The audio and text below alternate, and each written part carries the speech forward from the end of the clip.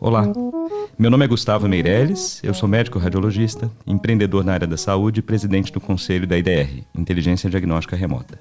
Este é mais um episódio do ExpertCast, um podcast focado em inovação em saúde, com apoio da Agfa. Todo mês, recebo aqui convidados que são especialistas em temas relacionados à inovação, principalmente na saúde.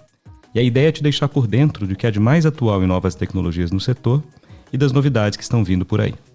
Nesse episódio, nós vamos retomar a discussão sobre os aspectos regulatórios no Brasil e no mundo, dos dispositivos médicos e de soluções de inteligência artificial na saúde. Se você não conseguiu ouvir o último, eu recomendo que ouça a Renata e o Irã falando sobre aspectos regulatórios de dispositivos médicos e inteligência artificial na saúde aqui no Brasil e em outros países.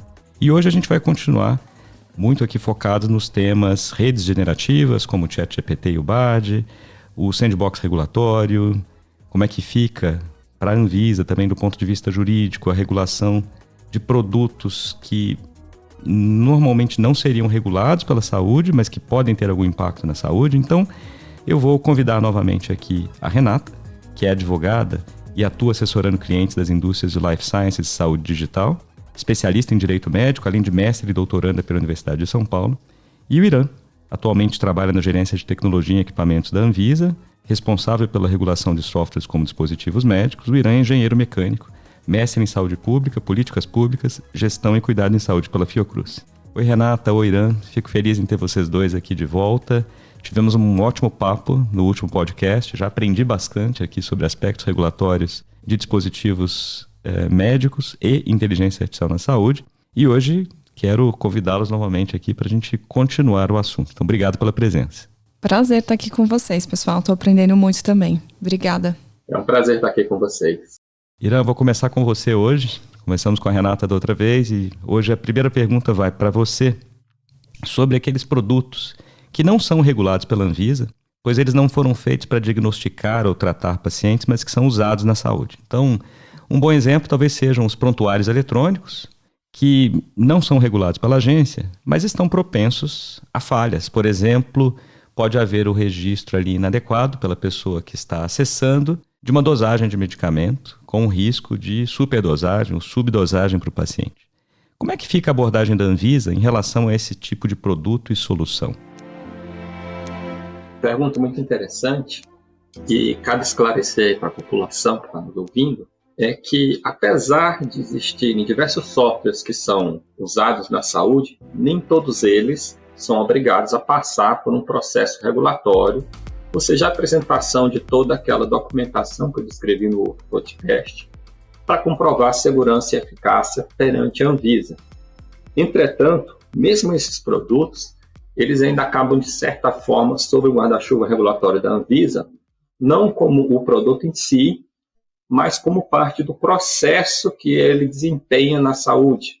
Existem diversas outras áreas e diversas outras regulamentações que são aplicadas a serviços de saúde, a forma como eles funcionam, e na qual esses softwares que desempenham essas funções acessórias no atendimento à saúde, eles têm que estar cumprindo essas regulamentações. Tipicamente são softwares que não se enquadram na definição de dispositivo médico que está na RDC 751 de 2022, aquela definição que fala basicamente de diagnóstico, prevenção, monitoramento, tratamento para doenças, deficiência, lesão, também fala sobre investigação ou exames, suporte ou manutenção de vida.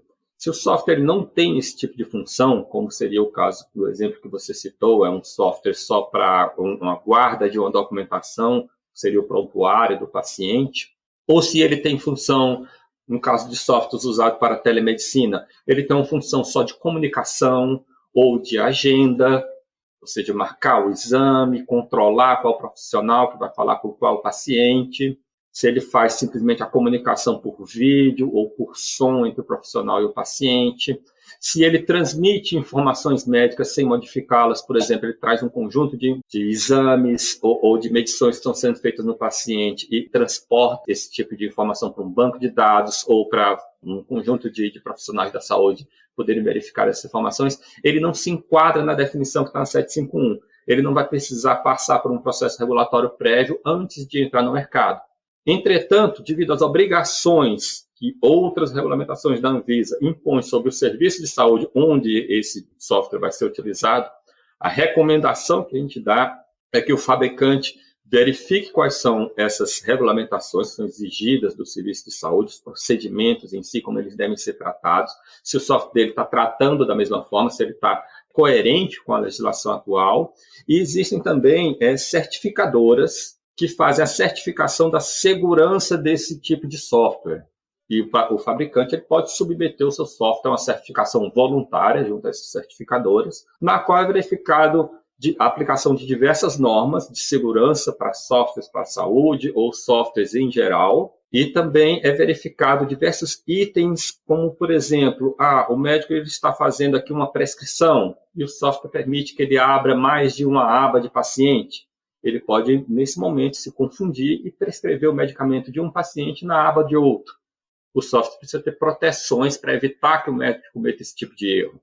Diversas verificações para sobredosagem, para evitar que o médico possa, por exemplo, com um erro de digitação, estar prescrevendo uma superdosagem para algum paciente. Se o software tem todas essas amarras, um processo de certificação pode verificar esse conjunto de ações que o software faz e ver se elas estão dentro do que é normatizado e do que o que já foi estabelecido para esse tipo de produto. O outro caso é que a inteligência artificial ela está sendo usada também para esse tipo de produto. Existem diversos produtos que os fabricantes nos procuram para regularizar e muitas vezes ele, apesar de não cair na definição de dispositivo médico, ou seja, ele não vai ser regularizado junto a gente, mas ele tem diversas funções que chegam muito próximo a isso.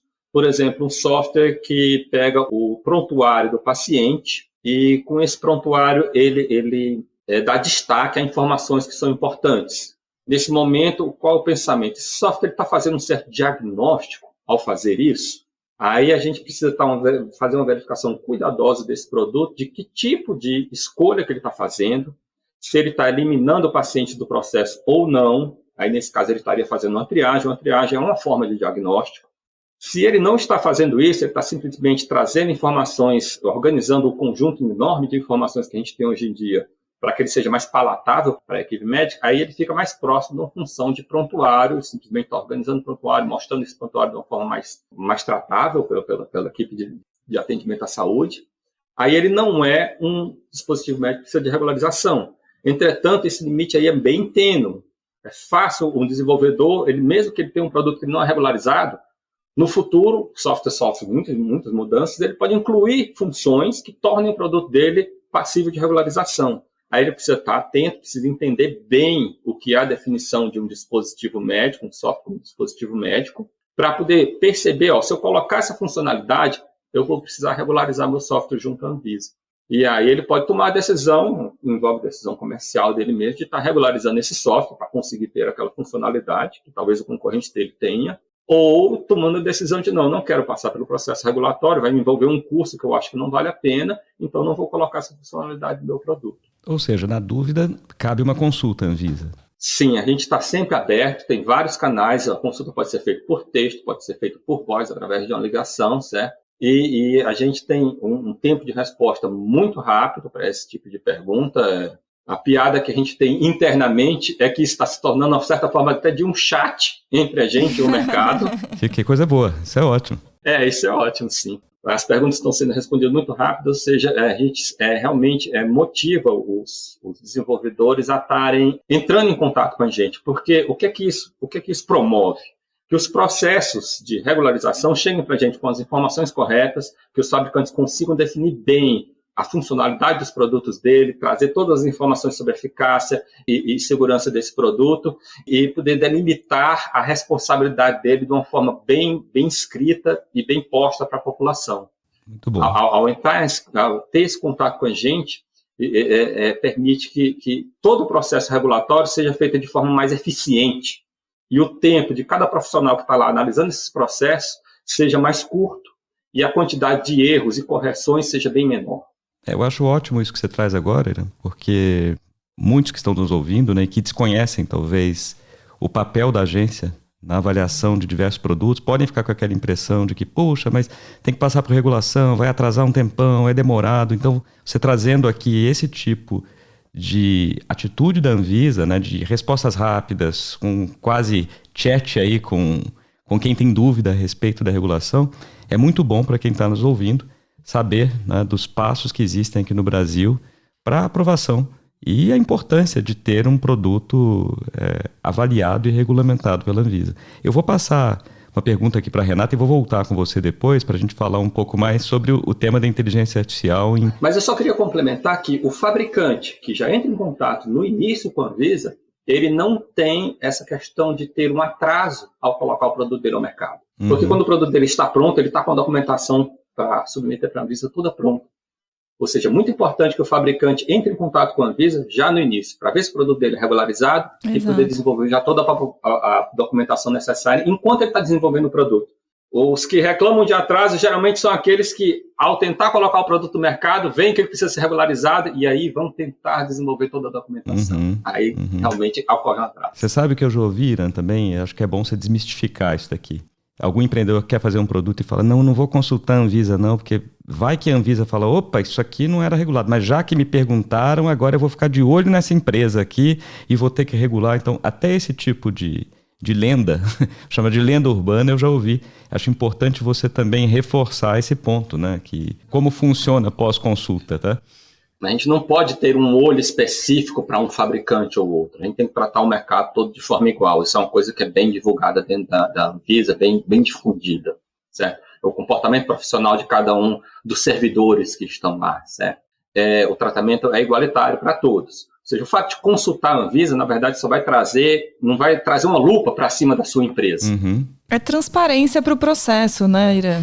Exatamente, a transparência. E quem empurra a lupa para cima da sua empresa, se ela estiver fora dos padrões, geralmente é o seu concorrente. É isso. Que se deu ao trabalho de desenvolver toda aquela documentação, de que garante que o produto dele tem segurança e eficácia, e está preocupado caso o seu produto não tenha passado por todo esse processo e esteja sendo comercializado, concorrendo com o dele, sem ter garantia de segurança e eficácia, ele está preocupado com isso, com essa concorrência desleal, e é direito de cada um dos empreendedores de trazer a lupa do Estado para cima dos seus concorrentes que estão cometendo, de certa forma, uma infração sanitária. Muito bom, obrigado, Irã. Mas aí, para a Renata, eu quero fazer uma pergunta sobre um tema que eu desconhecia até muito pouco tempo e talvez muitos desconheçam, que é o sandbox regulatório. Né? Então, para você explicar para a gente o que é isso, quais são as vantagens e desvantagens de existir um sandbox regulatório para os empreendedores e para a população geral.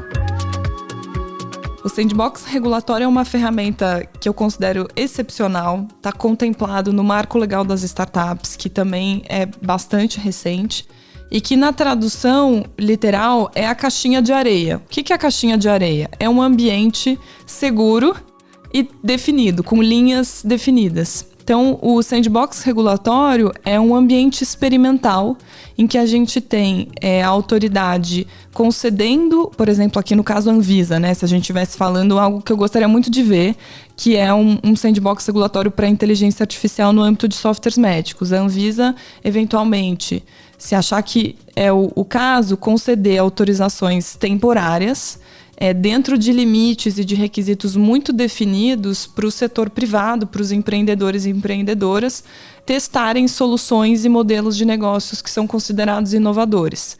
É claro que, como o próprio Irã falou, a gente já tem inteligência artificial de alguma forma regulada e de alguma forma, inclusive, regularizado pela Anvisa no âmbito desses softwares que a gente está falando aqui.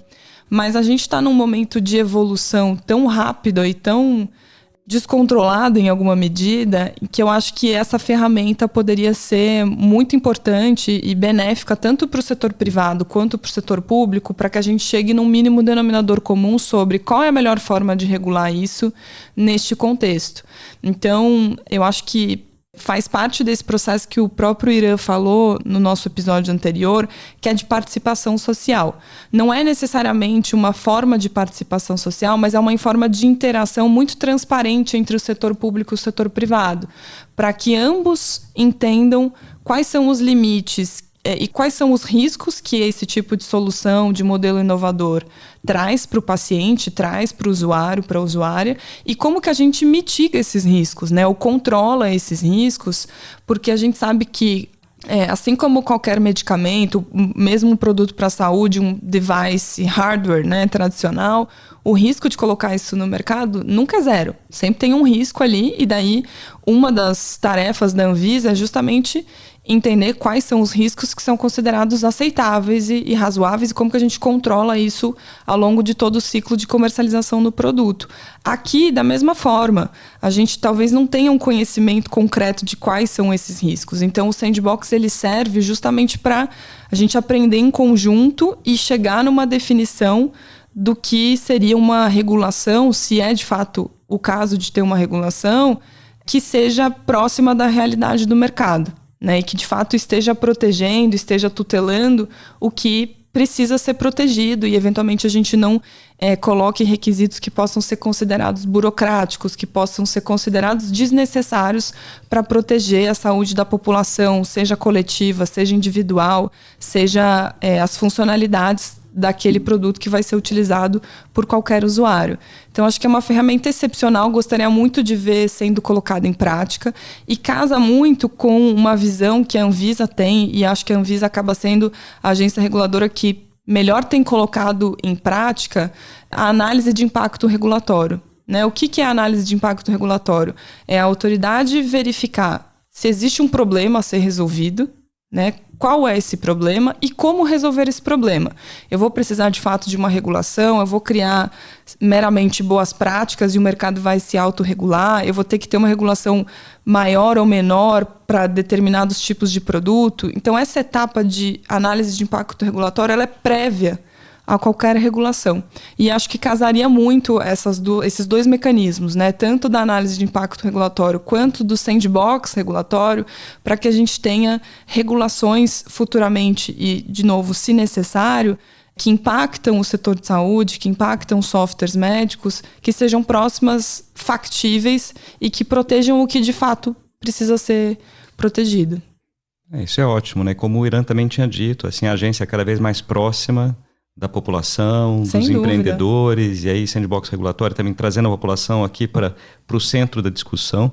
Então, um avanço muito grande e bacana saber, né, que o Brasil, vai ser a minha próxima pergunta para você daqui a pouco, também a posição do Brasil em relação a outros países, mas como a gente tem avançado bem em relação a isso. Eu vou voltar agora com o Irã sobre a coqueluche do momento, né, que são as redes generativas, e eu citei aqui o ChatGPT, cito o Bard, eu vou citar até algo que eu li recentemente. O primeiro ponto, que fez muito barulho aí entre os médicos, porque fizeram uma pesquisa comparando respostas do ChatGPT e respostas de médicos a perguntas de pacientes.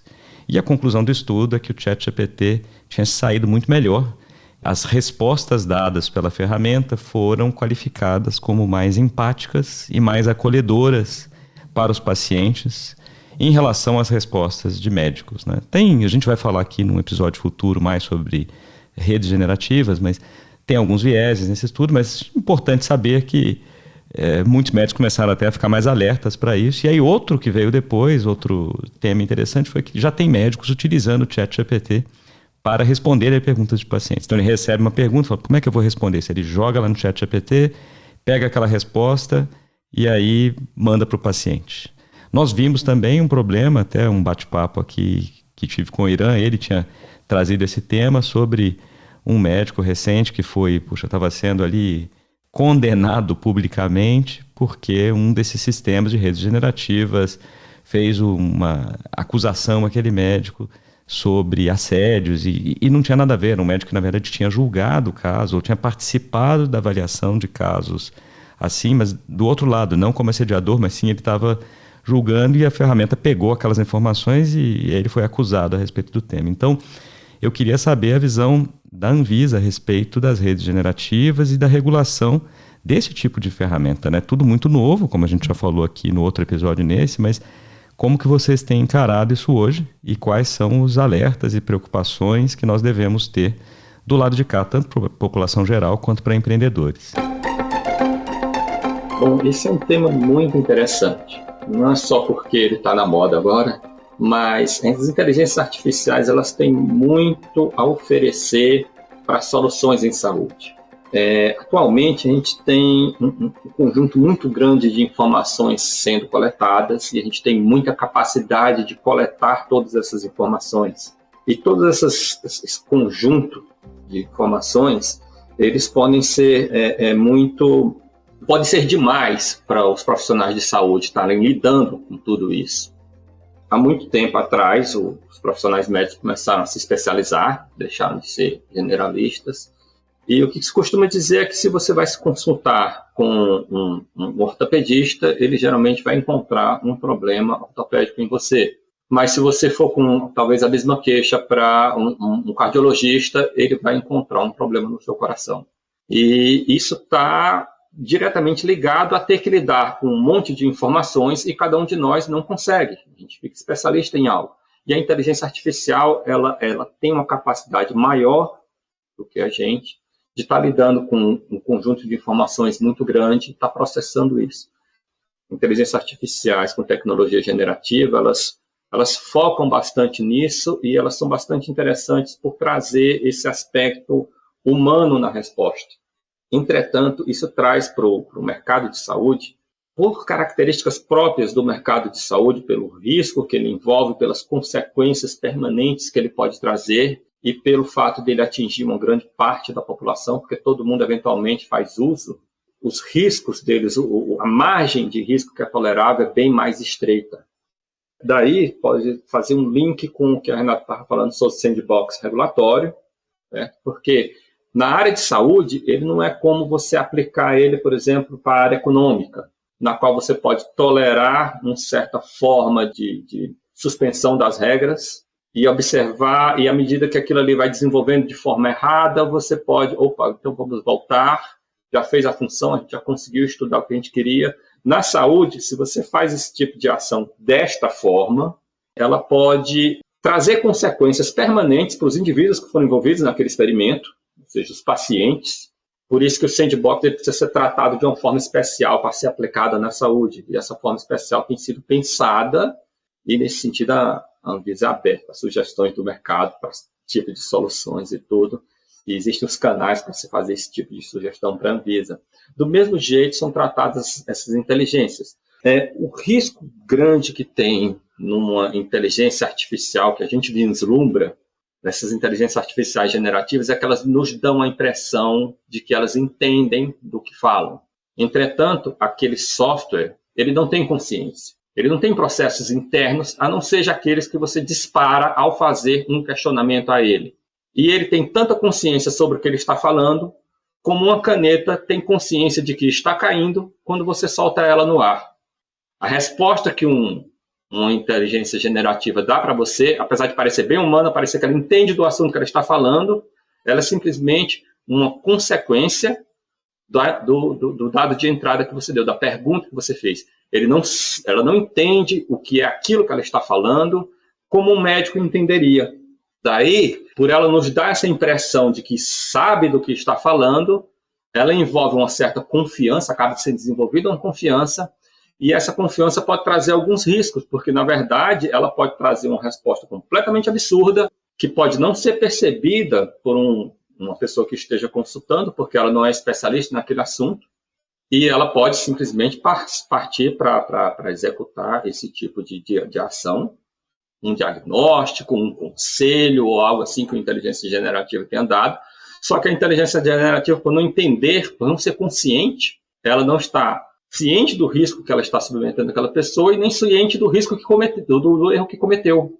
E isso precisa ser tratado, certo? O que se costuma fazer muito hoje em dia a gente coloca uma inteligência generativa ou coloca uma inteligência artificial de tecnologia semelhante no produto e recomenda que aquilo ali seja passado para um médico ou que o produto é de uso médico, ou seja, o paciente não vai usar diretamente, aquilo vai passar por alguém que entende daquele assunto, que vai saber detectar um erro.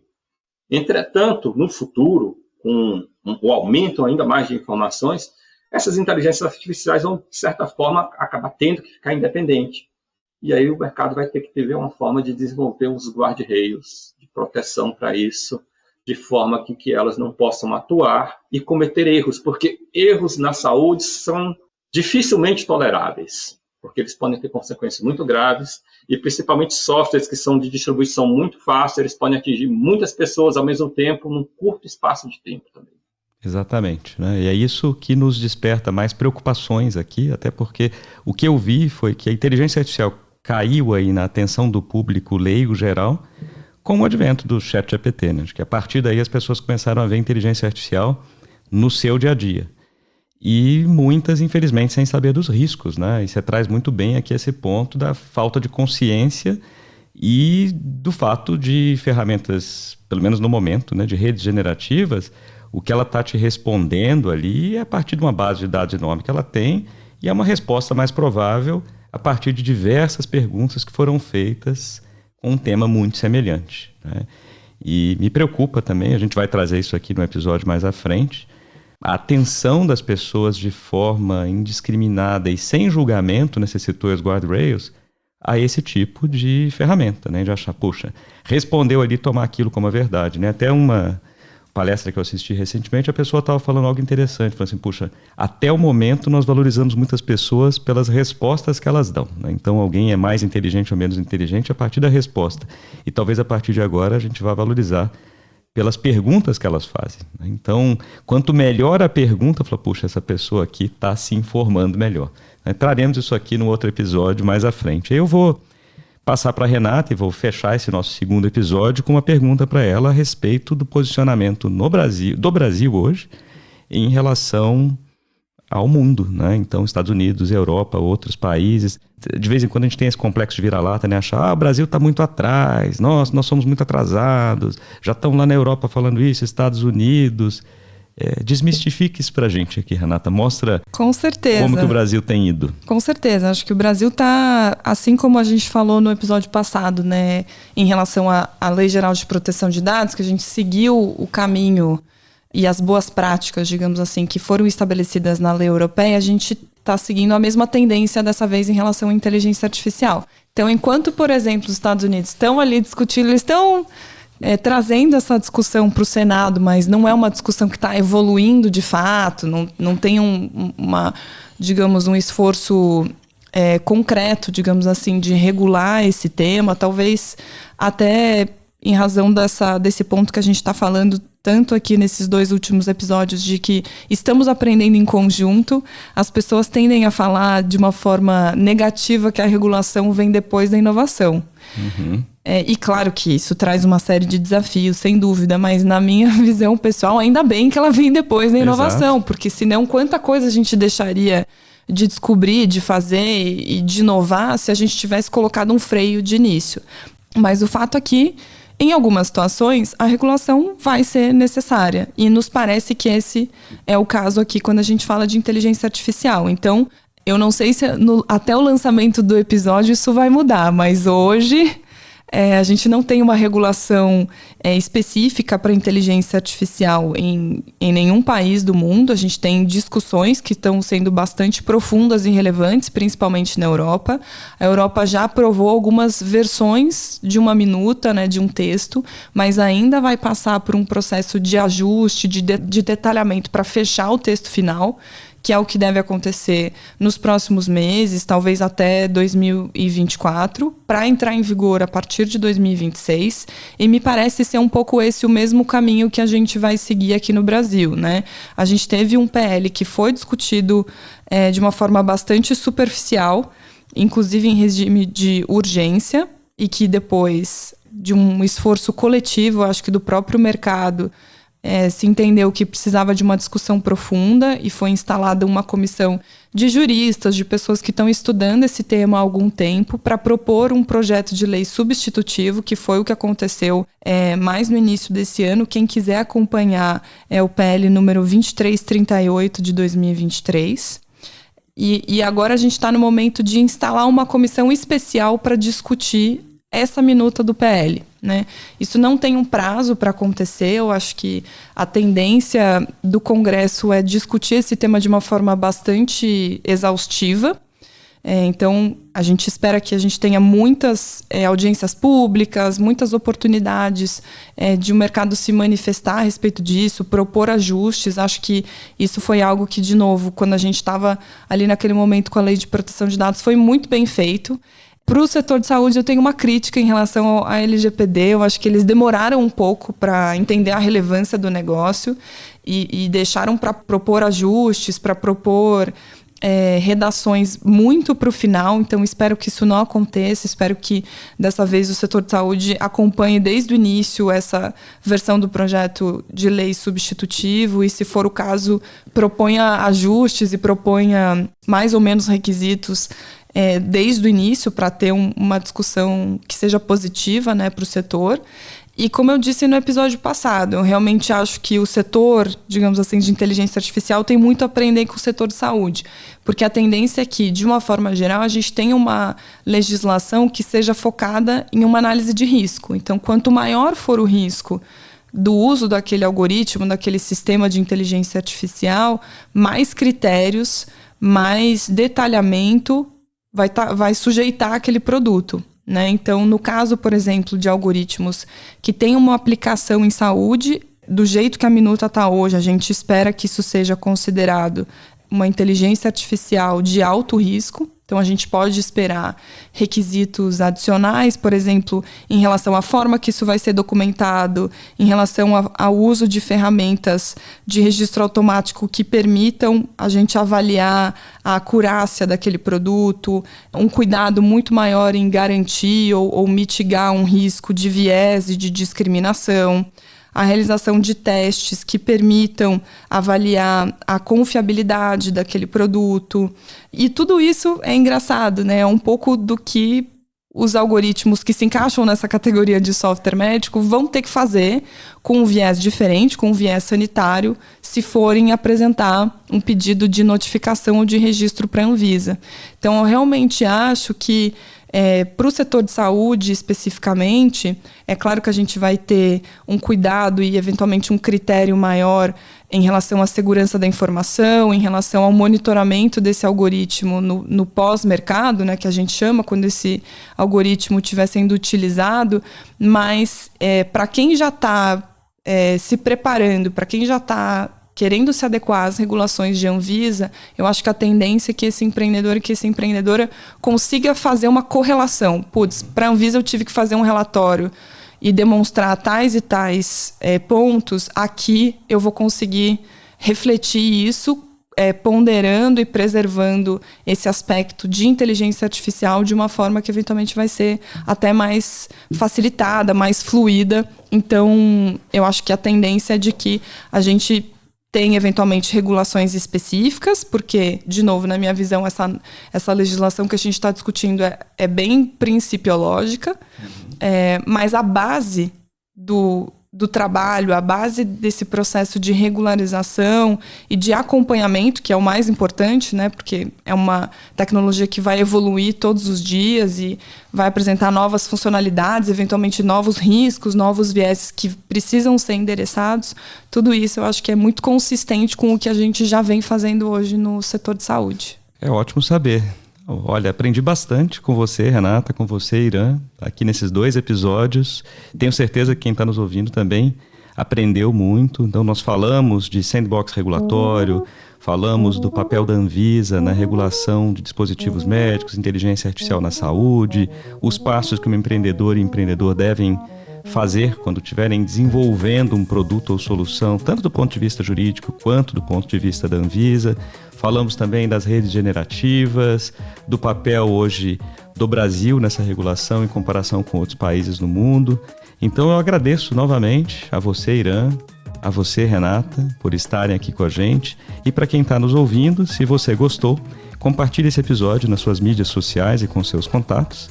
Assim nós disseminamos informação de qualidade e ajudamos a aumentar o interesse por inovação em saúde. Nos próximos episódios a gente já tem uma lista de temas aqui. Falaremos de inovações de impacto social aqui no Brasil, falaremos também de um paralelo entre esportes e empreendedorismo, operações remotas de serviços de saúde e muito mais. Então, obrigado pela companhia e até o próximo episódio.